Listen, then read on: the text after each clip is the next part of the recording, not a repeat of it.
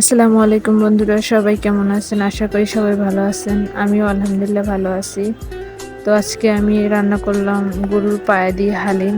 তো চলুন দেখি কিভাবে কি রান্না করলাম। প্রথমে একটা পাত্রে যে প্যাকেটের ডালটা আছে ওইটা আমরা ঢেলে নিলাম।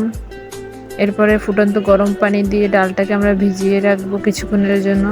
এই জন্য পরিমাণ মতো পানি দিয়ে ডালটাকে ভিজিয়ে রাখলাম, যতটুকু লাগে ওইটুকু দিয়ে। এবার ডালটা ভিজিয়ে রেখে ওই অবস্থায় আমরা বাকি যে কাজগুলো আছে ওইগুলো করতে যাব। তো ডালটা ভিজতে থাক, এখন আমরা গরুর পায়াটা আর কি পুরো ওইটাকে ধুয়ে কুটে নিলাম সুন্দরভাবে। এরপরে এটাকে আর কি রান্না করার জন্য যে মশলাগুলো লাগবে ওই যাবতীয় মশলাগুলো আমরা একসাথে দিয়ে আর কি মেখে তারপর কিছুক্ষণের জন্য এটাকেও আমরা রেখে দেব, যাতে মশলাটা ভালোভাবে অ্যাডজাস্ট হতে পারে এই জন্য।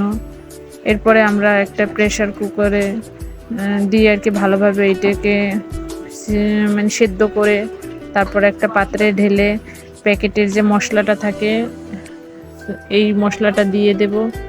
এরপরে মশলাটা দেওয়ার পর আমরা কিছুক্ষণ জাল দিয়ে তারপর ভিজিয়ে রাখা ডালটা দিয়ে দেব।